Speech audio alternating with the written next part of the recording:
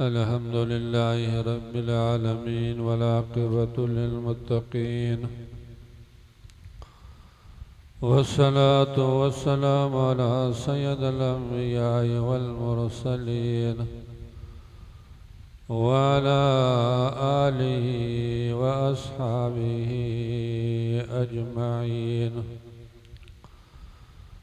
अम्मा बाद फ़क़द क़ाल अल्लाहु तबारक व तआला फ़िल क़ुरानिल मजीद बिस्मिल्लाहिर रहमानिर रहीम।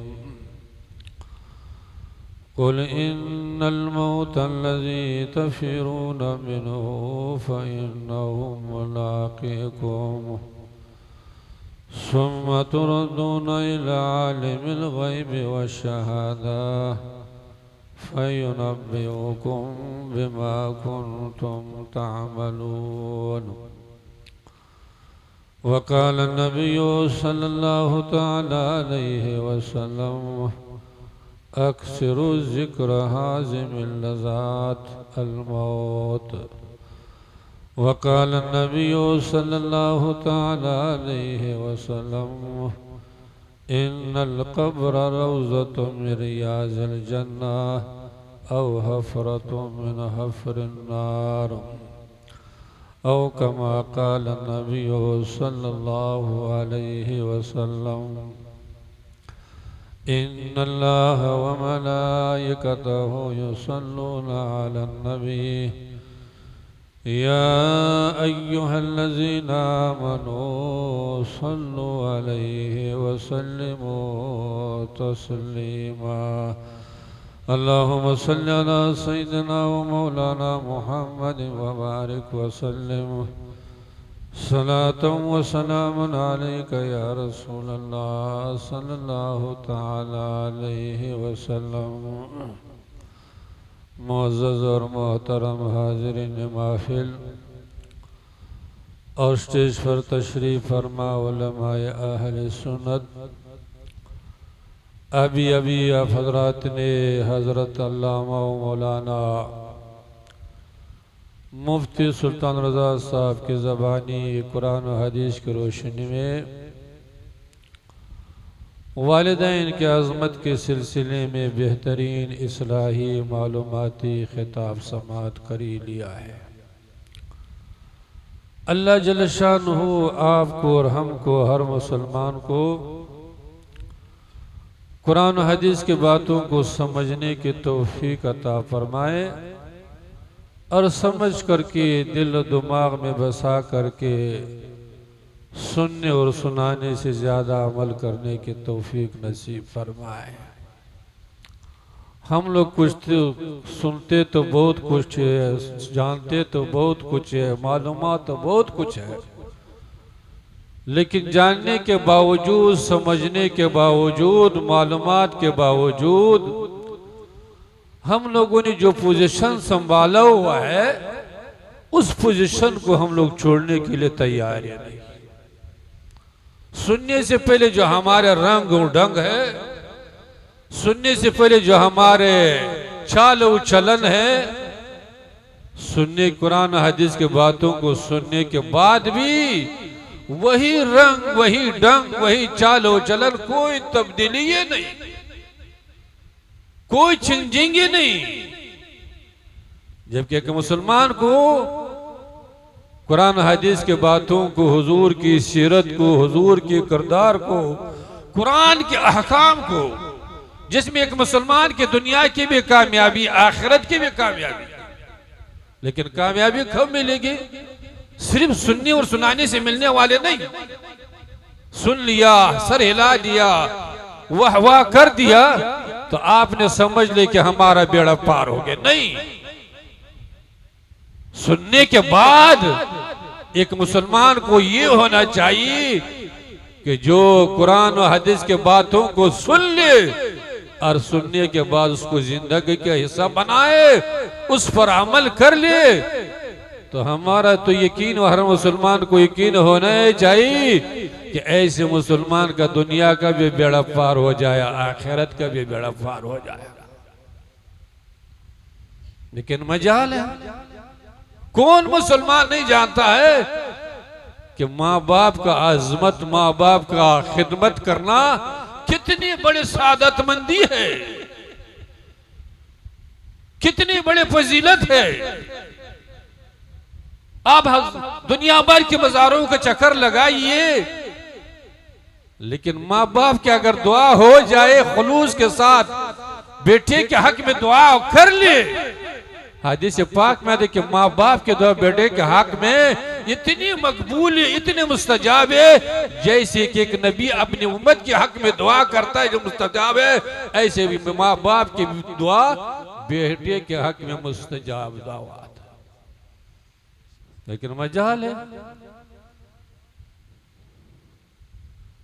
आज हमारे माशरा का जायजा लीजिए। वही बाप अकेला होकर के 5 बेटा 6 बेटे को खिलाया भी होगा, पढ़ाया भी होगा, कपड़ा भी दिए होगा, आराम भी दिए होगा, लेकिन बाप बेचारा बूढ़ा हो गया, माँ बेचारी बूढ़ी हो गई, कमाने के लायक न रही। 6 बेटे होंगे, 5 बेटे होंगे, 5 बेटे मिल करके भी एक बड़े बाप को खिलाने के लिए तैयार नहीं, एक बूढ़ी माँ को खिलाने के लिए तैयार है।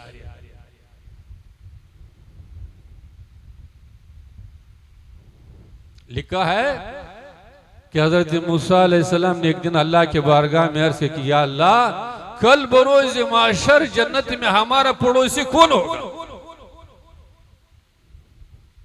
कल बरोज माशर में जन्नत में हमारा पड़ोसी होगा कौन? हजरत मूसा अलैहिस्सलाम ने अल्लाह के बारगाह में अर्ज किया, तो अल्लाह की तरफ से वही आए हुक्म है कि मूसा, जन्नत में तुम्हारे पड़ोसी फलां जगह फलां कस्बे में एक कसाई है, वही तुम्हारे जन्नत में पड़ोसी होगा। हजरत मूसा अलैहिस्सलाम को बड़ा ताज्जुब हो कि हम अल्लाह के नबी है, रसूल है, अल्लाह के नबी है, और हमारे पड़ोसी एक कसाई होगा। ये कसाई कौन सा नमाज पढ़ता होगा, कौन सा जिक्र और अस्कार करता होगा, कौन सा नेक काम करता होगा, जो उसको इतना बड़ा दर्जा मिला हुआ है कि कल बरोज माशर जन्नत में हमारा पड़ोसी बनेगा। तो हजरत मूसा अलैहिस्सलाम चला कि जरा पता लगाइए कि कसाई कौन सा ऐसे नेक अमल कर रहा है। चलते चलते उस कस्बे में पहुंचे, उस गांव में पहुंचा, उस कसाई के पास पहुंचे। जब पहुंचा तो देख रहे कि कसाई अपना गोश्त तोल रहा है, लोगों को दे रहा है।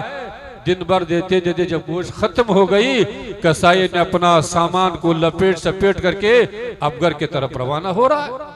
तो हजरत मूसा अलैहिस्सलाम ने उस कसाई से कहा कि इंसान, मैं बाहर से आया हूं, दूर से आया हूं, मुसाफिर हूं, मैं आपके मेहमान बनना चाहता हूं। तो उस कसाई ने कहा कि ठीक है, आप मुसाफिर है, बाहर से आए हुए, आप मेहमान बनना चाहे तो चलिए। उसको घर हजरत मूसा अलैहिस्सलाम को उस कसाई ने अपने घर पर ले गए। ले जाने के बाद उस कसाई जब घर में दाखिल हुआ, हजरत मूसा अलैहिस्सलाम को बिठाया, तो सबसे पहले उस कसाई ने क्या कर लिया, एक बूढ़ा बाप है, एक बूढ़ी माँ है, चारपाई पर लेटे हुए, कमजोर है, बैठने के लायक नहीं। कसाई ने सबसे पहले उन माँ बाप के लिए खाना खिलाया, बिठाया, साफ मुसाफ किया, पानी पिलाया, और पिलाने के बाद हजरत मूसा अलैहिस्सलाम की खिदमत में हाजिर हुआ और हजरत मूसा अलैहिस्सलाम को अपने गुंजाइश के मुताबिक खिदमत किए, खाना खिलाया। और हजरत मूसा अलैहिस्सलाम की खिदमत में उसका कसाई ने अर्ज की, अल्लाह, ये मेहमान हमारे माँ बाप बूढ़ी है, अगर आप उनसे मिलना चाहते हैं तो आप मुलाकात कर लीजिए। तो उसका कसाई हजरत मूसा अलैहिस्सलाम ने इरशाद पर कि हम मुलाकात करना चाहते। तो कसाई ने हजरत मूसा अलैहिस्सलाम को कमरे के अंदर ले गए। ले जाने के बाद जैसे हजरत मूसा अलैहिस्सलाम को बिठा दिया, माँ बाप की नजर उस कसाई हजरत मूसा अलैहिस्सलाम पर पड़ी। रवायत में कि हजरत मूसा अलैहिस्सलाम के वालिद गिर करके दुनिया से रुखसत हो गए। जब रुखसत हो गए तो उस कसाई ने कहा कि ये मेहमान ऐसे मालूम हो रहे हैं कि आप कोई आम मेहमान नहीं, बल्कि आप हजरत मूसा अलैहिस्सलाम है। तो हजरत मूसा अलैहिस्सलाम ने कि कसाई, मैं तो वाकई हजरत मूसा अलैहिस्सलाम हूं, लेकिन आपको कैसे पता चला? उसका सनाए कसाई ने कि मुझे ऐसे पता चला कि मेरा बाप ये दुआ कर रहा था कि ये अल्लाह जब तक हज़रत मूसा अलैहिस्सलाम की दीदार न हो जाए मुझे मौत मत दीजिए। और जैसे आपके मेरे वालिद के नजर आप पर पड़ गई, दुनिया से रुखसत हुई, से हमको पता चला कि आप अल्लाह के नबी हज़रत मूसा अलैहिस्सलाम। तो हज़रत मूसा अलैहिस्सलाम ने कहा कि कसाई मैं तो अल्लाह का नबी हज़रत मूसा अलैहिस्सलाम तो हूँ, लेकिन ये बताओ कि इस दुआ के अलावा तुम्हारा बाप और भी कोई दुआ मांग रहा था? तो कसाई ने कहा कि हाँ, मेरे वालिद ये दुआ करने के बाद ये भी दुआ का मांग रहा था कि या अल्लाह ये मेरा बेटा जो है, जो मुझे खिला रहा है पिला रहा है, मेरे मुंह साफ कर रहा है, मेरी खिदमत कर रहा है, या अल्लाह कल बरोज माशर में इस बेटे को जन्नत में हजरत मूसा अलैहिस्सलाम का पड़ोसी बना दे।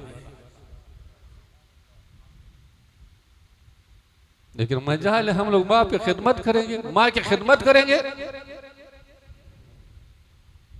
अल्लाह जल शानहू ने, अल्लाह के रसूल ने माँ बाप को क्या मुकाम दिया। काश हमारे कौम समझ ले होते और उस पर अमल किए होते तो दुनिया में भी कामयाब नजर आता और कल बरोज माशर में भी हर मंजिल पर उस कामयाबी नसीब हासिल हो ही जाते हैं। तो ये महफिल पाक साहिब खाना के वालिदा मरहुमा जो दुनिया से गुजर चुके उनकी साल सवाब के लिए मुनक्कीद की गई है। अल्लाह जल शानहू की बारगाह में दुआ है कि अल्लाह अपने फजल करम से इस महफिल पाक के सदके और तुफैल में साहिब खाना के वालिदा जो दुनिया छोड़ चुकी है, मकान छोड़ चुकी है, औलाद छोड़ चुकी है, अल्लाह अपने फजल करम से उसको करवट करवट जन्नत नसीब फरमाए। अल्लाह मरहुमा की सगीरा कबीरा गुनाहों को माफ फरमाए, पसमानदगान को, उनके बच्चों को, खानदान वालों को सब्र के तौफीक अता फरमाए। और जितने भी हजरात दुनिया से गुजर चुके अल्लाह सबके लिए आखिरत के मनाजिल को आसान फरमाए। तो जहां ये महफिल पाक मरहुमा की साल सवाब की महफिल है, वहां ये महफिल आपके और हमारे लिए मौत का पैगाम की महफिल है। ये महफिल आप और हमको ये पैगाम दे रहा है कि मरहुमा जा चुकी है, दुनिया में खाली हाथ आए थे, दुनिया से खाली हाथ होकर के चले गई। एक न एक दिन ऐसी भी आने वाला है कि हम लोग जो दंदना रहे हैं, चल रहे हैं, फिर रहे हैं, खा रहे हैं, दंदना रहे हैं, एक दिन ऐसे आने वाला है कि हम लोग भी क्या हो जाएंगे, दुनिया भी छूटेगी, दौलत भी छूटेगा, मकान भी छूटेगा, औलाद भी छूटेगा। दुनिया में खाली हाथ आए तो दुनिया से खाली हाथ होकर के जाना ही पड़ेगा। बल्कि ये जो हमारा नाम है, आपको और हमारा नाम जो है ना, ये भी साथ में जाने वाला नहीं। जैसे इंसान की रूह जिस्म से रूह प्रवास कर जाए, अब उसका नाम नहीं लिया जाएगा। अब क्या कहा जाएगा, मैत को गुस्ल दो, मुर्दे को गुस्ल, अब नाम खत्म हो गया, नाम नहीं लिया जाएगा। बल्कि क्या होगा, मुर्दे को कफन बनाओ, मुर्दे को चरपाई पे रखो, मुर्दे को उठाओ, मुर्दे को नहलाओ, मैत को ले जाओ, मैत को कफन पहनाओ, अब उसका नाम भी खत्म हो गया। लेकिन अफसोस की बात है कि हम लोगों को कब्र का, कब्र के अंधेरे का, कब्र के तन्हाई का, कब्र के सांप और बिच्छू को हम लोगों को कोई फिक्र नहीं, कोई तस्वुर नहीं। कोई हमारे दिल और दिमाग में कभी 24 घंटे भी कब्र का तस्वुर हमारे दिल और दिमाग में आए नहीं रहा है। आज भी हमारे दिल और दिमाग में कब्र बस जाए, कब्र के अंधेरा बस जाए, कब्र की तन्हाई बस जाए, मैदान माशर की गर्मी हमारे और आपके दिल और दिमाग में बस जाए, तो क्या होगा, हम लोग मस्जिद से दूर नहीं रहेंगे, नमाज से दूर नहीं रहेंगे, कुरान की तिलावत से दूर नहीं रहेंगे, नेक अमल करने से दूर नहीं रहेंगे, बल्कि हमारा सुबह भी मस्जिद में नजर आता होगा, शाम को भी हम मस्जिद में नजर आते होंगे, गुनाहों से दूर हो जाएंगे और क्या हो जाएंगे, अल्लाह भी राजी होगा, अल्लाह के रसूल भी राजी होगा। ये दुनिया तो चंद दिनों का है ना, कोई हमेशा की दुनिया है क्या? इस 60 साल 70 साल का जो कलील दुनिया है, मुख्तसर दुनिया है, हम लोग क्या कर रहे हैं? इस दुनिया को आराम बनाने के लिए, सुकून की जिंदगी हासिल करने के लिए सुबह भी मेहनत कर रहे हैं, शाम को भी मेहनत कर रहे हैं, दिन भर मेहनत कर रहे हैं कि हमारी जिंदगी सुकून से गुजर जाए, ऐश व अशरत से गुजर जाए, आराम से गुजर जाए। ये 60 साल 70 साल के लिए, लेकिन खबर में नहीं मालूम 1000 साल रहना पड़ेगा, 10,000 साल रहना पड़ेगा, जब तक क़यामत कायम नहीं होगी आपको उस कब्रिस्तान में रहना पड़ेगा। लेकिन ईमान से बताइए, आपने उस कब्र के लिए कोई मेहनत की है? कोई कटे है? कोई जहमत उठाई है? कभी दिल दिमाग में लाया है? अल्लाह के रसूल की खिदमत में एक साहबी हाजिर हुआ, अर्ज़ किया कि या रसूल अल्लाह, दुनिया में सबसे अक्लमंद इंसान कौन सा है? सवाल जरा देखिए। आप और हमसे अगर कोई पूछ ले कि दुनिया में सबसे होशियार इंसान कौन सा है, तो आप और हम क्या जवाब देंगे?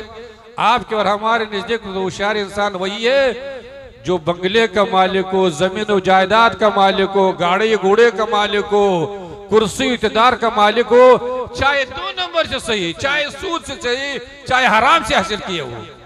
आपके नजदीक क्या है और हमारे नजदीक क्या है? वही सबसे होशियार, सबसे समझदार समझा जाता है। लेकिन अल्लाह के रसूल ने क्या जवाब दिया? जब साहबी ने पूछा कि या रसूलल्लाह, दुनिया में सबसे अक्लमंद इंसान कौन सा है? अल्लाह के रसूल ने इरशाद फरमाया, अल-कैसु मन अर्रफ रब्बुहु, दुनिया में सबसे अक्लमंद इंसान वही है जिसने दुनिया की जिंदगी में अपने रब को राजी कर लिया, जिसने दुनिया की जिंदगी में अपने रब को पहचान लिया, जिसने दुनिया की जिंदगी में अल्लाह की इबादत तो इताअत करते हुए, अल्लाह के जिक्र करते हुए, नमाज पढ़ती हुए अपने रब को राजी कर लिया। दुनिया में सबसे अक्लमंद, सबसे होशियार इंसान वही।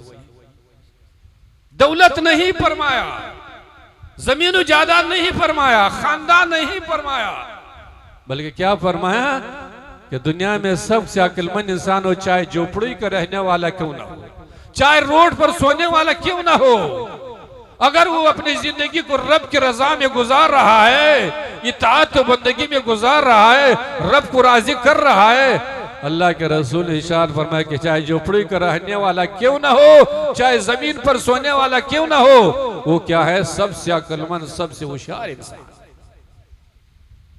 और आगे क्या फरमाया? आगे अल्लाह के रसूल ने फरमाया कि दुनिया में सबसे अक्लमंद इंसान वही है वामिल लिमा बादल मौत, और दुनिया में सबसे अक्लमंद इंसान वही है जिसने दुनिया की जिंदगी में मौत की तैयारी कर लिया, कब्र के अजाब से बचने की तैयारी कर लिया, मैदान माशर के अजाब से, गर्मी से बचने की तैयारी कर लिया, जिसने जहन्नम से बचने की तैयारी कर लिया। अल्लाह के रसूल ने इरशाद फरमाया कि दुनिया में सबसे अक्लमंद, सबसे होशियार इंसान वही है। और आप और हम तो माशाल्लाह, कोई अगर बेटा अगर नमाजी हो गया, बेटे ने अगर चेहरे पर सुन्नत रसूल को सजा लिया, तो माशरा हमारा, उनके माँ बाप क्या कहे कि तो सूफी साहब हो गए तो बेवकूफी बन गया। तो वक्त काफी बच्चों का ज्यादा बोलने से क्या फायदा? हम तो पहले कहते कि जो पोजीशन हम लोग संभाले हुए हैं, मजा है, लेकिन वो पोजीशन हम लोग छोड़ेंगे, वो पोजीशन हम लोग छोड़ने के लिए तैयार है नहीं। तो मोहम्मद दुनिया से गुजर चुकी है, बेटा छूट गया, मकान छूट गया, औलाद छूट गया, हर इंसान के साथ ये होगा। दुनिया में खाली हाथ आया तो दुनिया से खाली हाथ होकर के जाना या पड़ा। हजरत नूह अलैहिस्सलाम जो अल्लाह के मुकद्दस रसूल नबी है, 950 साल की जिंदगी उसको मिली थी दुनिया में, 950 साल, 50 साल कम, 1000 साल की जिंदगी मिली थी। जब आपका आखिरी वक्त आया तो आप एक चप्पर के नीचे बैठे हुए, कोई मकान नहीं, कोई बंगला नहीं, चप्पर के नीचे बैठे और 950 साल की जिंदगी भी मिली है। तो हजरत इस्राइल अलैहिस्सलाम सामने में आया, मौत का फरिश्ता सामने में आया और अर्ज किया कि ये अल्लाह के नबी नूह अलैहिस्सलाम, मैं मौत का फरिश्ता हूँ, आपका वक्त पूरा हो गया, आपके रूह को कब्ज करने के लिए आ गया हूँ। तो हजरत नूह अलैहिस्सलाम ने कहा कि ठीक है, जब अल्लाह का हुक्म है मैं तैयार हूँ। तो हजरत इज़राइल अलैहिस्सलाम ने इरशाद फरमाया, अर्ज किया कि अल्लाह के नबी, आपको 950 साल की जिंदगी मिली है, आपने कोई मकान ही नहीं बनाया, कोई कोठी ही नहीं बनाया, कोई 2 मंजिला 3 मंजिला ही नहीं बनाया, छप्पर के नीचे बैठे हुए। लेकिन आपके बाद एक जमाना ऐसे आने वाला है कि 60 साल 70 साल 80 साल 100 साल से जिंदगी कब होगी, वो क्या करेंगे, कोठी पर कोठी बनाएंगे, मंजिल पर मंजिल बनाएंगे, मकान बनाएंगे। लेकिन जिंदगी कितनी होगी, 60 साल 70 साल 100 साल से कम होगी। हज़रत नूह अलैहिस्सलाम ने इरशाद फरमाया कि मौत के फरिश्ते, अगर हमको ये मालूम हो जाए कि मेरी जिंदगी 100 साल की है तो मैं एक लम्हे को भी जाया नहीं करूंगा, जिंदगी के तमाम लम्हात को अल्लाह की इताअत और बंदगी में गुजारता हो नजर आऊंगा। और हम और आप माशाल्लाह, हम और आप तो पोजीशन ये है कि 10 मिनट 15 मिनट के भी फुर्सत नहीं, मस्जिद में जाने के तौफीक ही नहीं। 10 मिनट 15 मिनट, बाकी तो हम लोग कारोबार कर रहा है, मोबाइल चल रहा है, जलसा हो रहा है, बजाय कि हम लोग सुन ले, कान लगाए, दिल के कान लगा करके सुन ले। कोई इधर से मोबाइल लगाया हुआ है, कोई उधर से मोबाइल लगा हुआ है, कोई इधर से तस्वीर खींची कर रहा है, जबकि अल्लाह और अल्लाह के रसूल के जिक्र के महफिल है। तो वक्त काफी हो चुका है, बोलने से ज्यादा बोलने से कोई फायदा नहीं। वो शायर ने कहा है कि तूफान नूह लाने से क्या फायदा, 2 बूंदे काफी अगर असर कर जाए तब। जब असर ही नहीं होगा तो रात भर मौलाना साहब, पीर साहब, मुफ्ती साहब चलाते रहेंगे। कौम रोज बरोज हमारा क्या हो रहा है, शरीयत से, हुजूर की सीरत से, कुरान के अहकाम से रोज बरोज दूर हो ही रहा।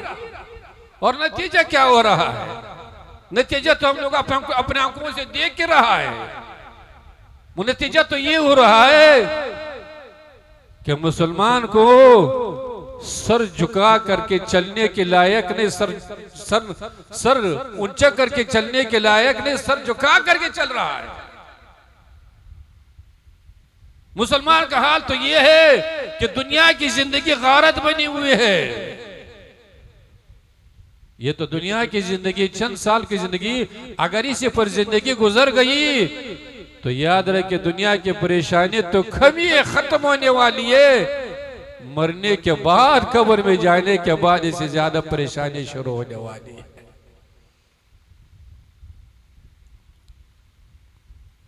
तो अल्लाह जल्ल शान ने इरशाद फरमाया, कुल ए महबूब अपने उम्मत को खबरदार कर दीजिए, इन्नल मौत लजी की, जिस मौत से तुम लोग भागना चाहते हो, नफरत करना चाहते हो, बचना चाहते हो, फ़इन्नहु मुलाक़िकुम, ये मौत तुम लोगों से एक न एक दिन आ करके मुलाकात करके रहेगा। तुम लोगों को मुलाकात करने की जरूरत नहीं, तुम लोग तो बचने में लगे हुए हो, डॉक्टरों की चक्कर में लगे हुए हैं, बंबई बेंगलोर कहां चक्कर लगा रहे कि मौत से बच जाएंगे। तुम लोग तो बचने की कोशिश में है, लेकिन तुम लोगों को मुलाकात करने की जरूरत नहीं, मौत आकर के तुम लोगों से मुलाकात करके रहेगा।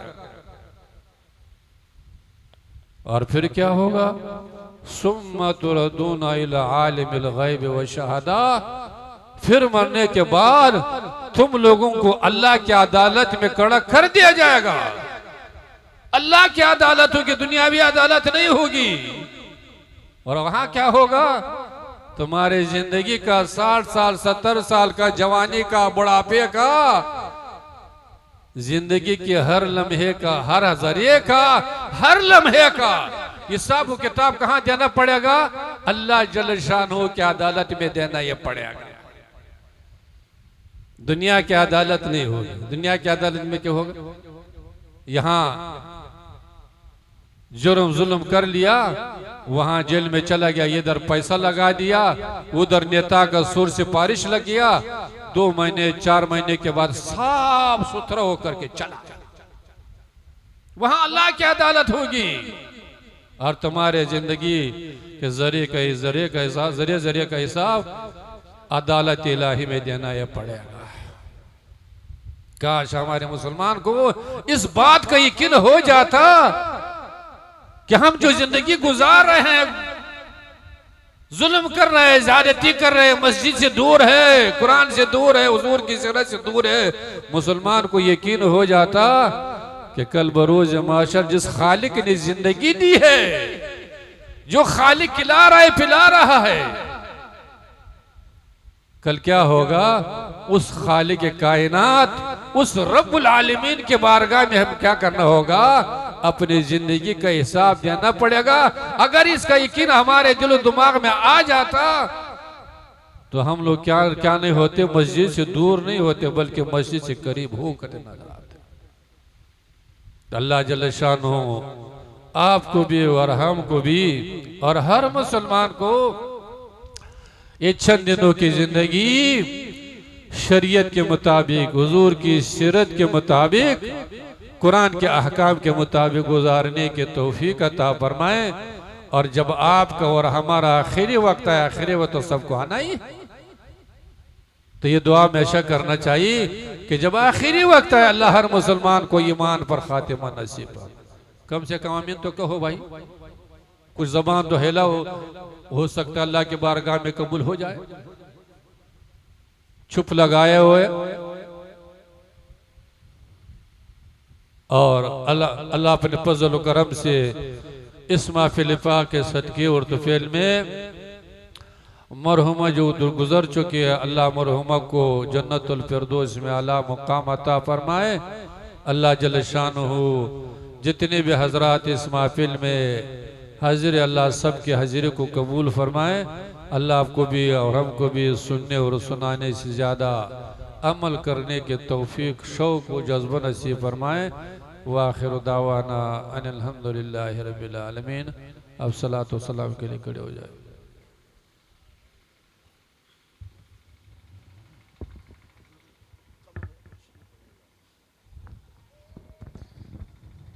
मुस्तफ़ा जान